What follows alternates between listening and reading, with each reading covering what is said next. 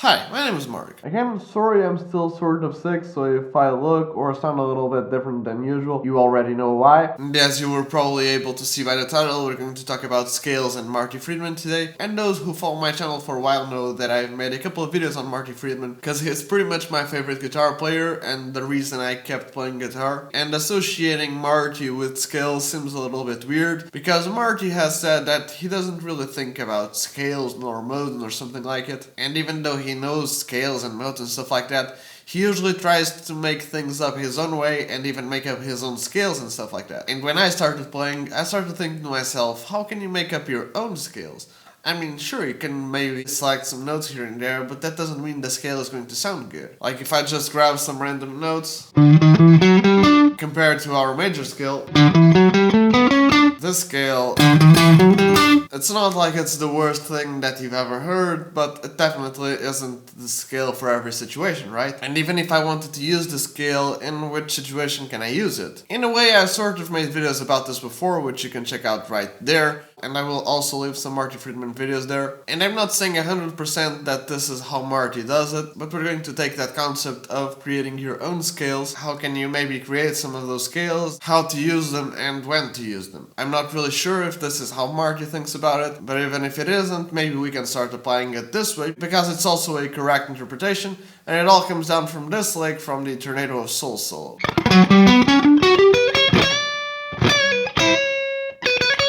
I know this might all be sounding a little bit weird, so let me just show you. But before I do, I just want to say, please subscribe to my channel. You're probably aware that YouTube acts a little bit weird even if you subscribe to a channel. Those channels' videos may really not show up in your subscription box, and even if you ring the little notification bell thingy below, you still really be not notified of that channel's content. So if you want to sit into my videos, not only do I suggest subscribing and turning on all the notifications, but also follow me on social media. Not only do I post some exclusive stuff there, I can provide solos and jamming over backing tracks, and generally wherever I'm up to at the moment, but I always post there about my videos. Links for the usual suspects will be below, but in general at Marty Guitar. And since you're done, then please consider leaving a like and perhaps share this video on social media, I'd highly appreciate it. But getting back to the video itself, if you don't really know the solo or if you weren't able to pick it up, this is the lick we're talking about.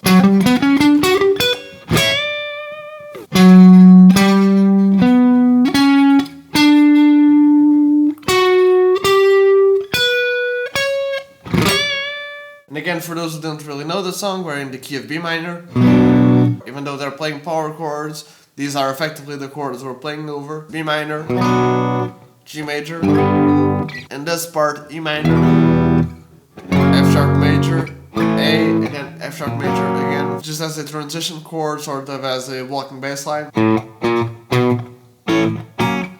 And as some of you also Marty Friedman fanatics know, he's very much influenced by that Eastern sound, that Asian sort of sound, especially Japanese, but if you listen to Asian music, you will definitely be able to pick out some Chinese stuff here and there, and in some contexts some sort of Indian-ish licks. And back when I started playing, even though there were Marty Friedman videos available, many of them either weren't on YouTube, or if they were, they weren't that easy to find. And the ones I could find sometimes weren't that easy for like 12-year-old Mark to understand. But something that was pretty common was everybody saying, oh, Marty plays with Japanese scales and you gotta learn Japanese scales. So you gotta learn the Hirajoshi or Hirahoshi scale, something like it, which is this pentatonic Japanese scale that goes sort of like this. The notes of that scale are B, C sharp, D, F sharp, and G. And usually they play it in octaves, sort of like Marty does on the Tornado of Souls lick. He just doesn't start on B, he starts on F sharp. That's pretty much the lick Marty plays, again just starting on F sharp.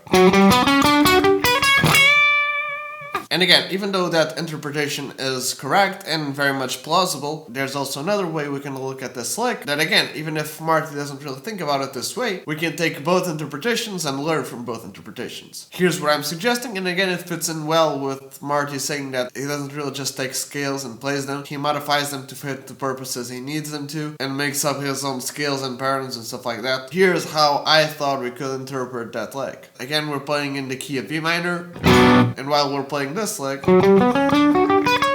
we're playing it over the B minor chord, and we're playing it sort of as a transition lick from B minor to G major. So since we're playing over the chord B minor and the chord G major, we could perhaps take the notes of the B minor chord and the notes of the G major chord and create a scale with all of those notes. The B minor chord, for instance, has the notes B, D, and F sharp. Even though we're playing it in this spread position, those are the notes. So we already have 3 notes of our scale. And the G major chord has the notes G, B, and D. So if we play all of those notes, B again is in the B minor chord and in the G major chord. D, which is again in both chords. F sharp, which is in the B minor chord, and G, which is in the G chord. We got this scale. And again, because these two chords share 2 notes, we only get a 4-note scale. And even though in this case it would probably be more correct to just analyze this as like this B minor flat 13 arpeggio, this scale isn't that different from the Hirajoshi scale that makes up the lick in the Tornado of Soul solo. We're only missing that C sharp. But again, we can add that C sharp as a passing tone, but you can also add this C sharp if you think of making a scale of the B minor chord and a G major sharp 11, or a B minor at 9 with a G major chord. So by taking this scale, or in the case of Marty, this scale, we can easily play over these 2 chords. And again, because in the Tornado of Soul solo it has that C sharp, it's not perfectly this concept, but we can apply it in our own ways. Let's say that again we're playing over a chord progression like B minor and E major. We can make a scale using the notes of those 2 chords. Again, the B minor chord has the notes D, D, and F sharp, and the E major chord has the notes D, sharp, and D. So if we take all of those notes, you get D, D, E, F sharp, G sharp, and back to B. And in this case, we get a pentatonic scale, not a 4-note scale. And we can perfectly use this scale when we're playing over the chord progression B minor and E major.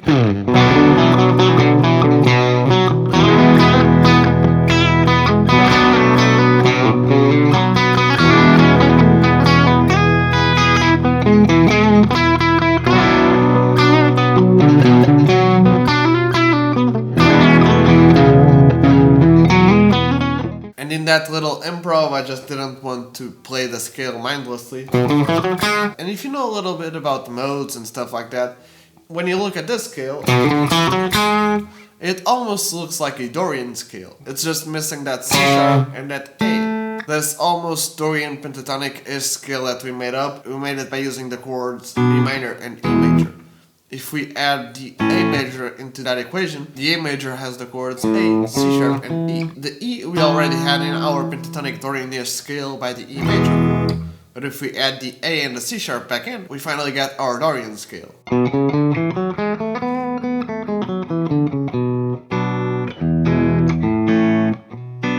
Depending on which chords you choose, you'll probably get a different sounding scale that can be used in different situations. If you watched last week's video, which was about diminished scales and how to apply them and use them, or at least how I like to apply them and use them, let's say that we're going to take 2 diminished chords like the E diminished chord, or in this case the diminished 7th chord, and the F sharp diminished chord. The E diminished chord has the notes E, G, B flat, and D flat. And the F sharp diminished chord has the notes F sharp, A, C, and E flat. If we take all of those notes, E, F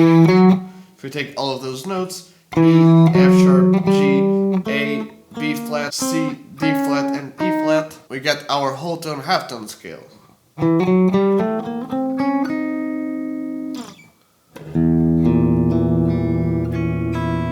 And if instead of grabbing E diminished and F sharp diminished, we get, for instance, E diminished and F diminished, we get our halftone whole tone scale.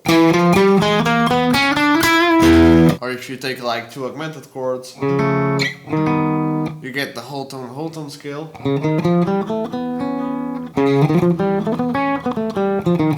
You're probably not going to play over a song or a chord progression that's like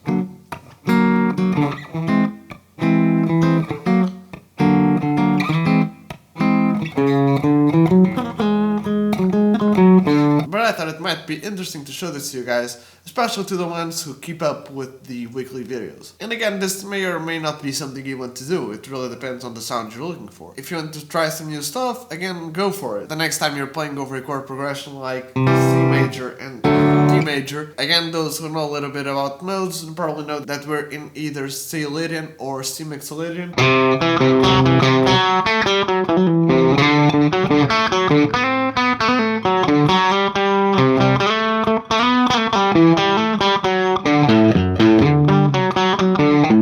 And you can solo over those two chords thinking about modes, or you can just think about it intervallically, like we're playing over the C major chord, so what are the notes of the C major chord? They are C, E, and G, and the notes of the D major chord are D, F sharp, and A, so we're going to focus on those notes.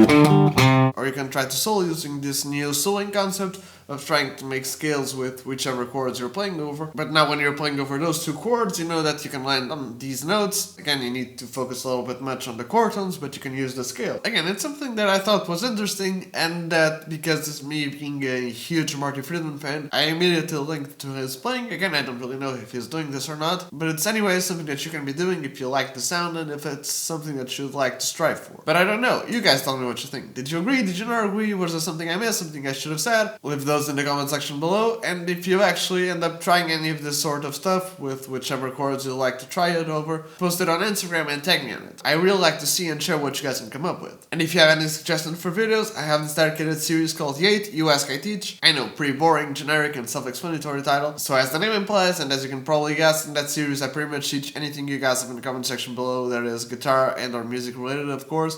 So if there's something you want me to talk about, just leave it in the comment section below with the hashtag Yate. And since we're talking about some of my other videos, please go check them out. I already have a little bit of a back catalog going on. Not only do I do guitar lessons like this, talking about soloing and improvising and tips and tricks, but I also do videos where I talk about music theory and others where I transcribe a lick that I either think is interesting, or the lick itself is a little bit different from what whoever played it usually plays. I also do composing and songwriting videos. Again, not only lessons and tips and tricks, but I also am doing this series where I compose a song and I show you guys my process. And also connected to the lessons, I have this series called Basic Tricks for Guitar, because for those who don't really know, I actually started out as a bass player and gigged around for a couple of years before I eventually moved on to guitar. So when I come to guitar playing, I guess I brought some things from my bass playing that perhaps some of you who didn't really start out on bass either don't think about it consciously or don't think about it at all. Again, the title is pretty self-explanatory. If you didn't really start out on bass, there's probably something you can learn from those videos. But yeah, I guess that's it. Again, don't forget to leave a like, comment, subscribe, turn on all the notifications, follow me on social media, and if you can, share this video on social media, I'd highly appreciate it. Check out some of my other videos after this one, leave a comment for my Yate series, and cheers!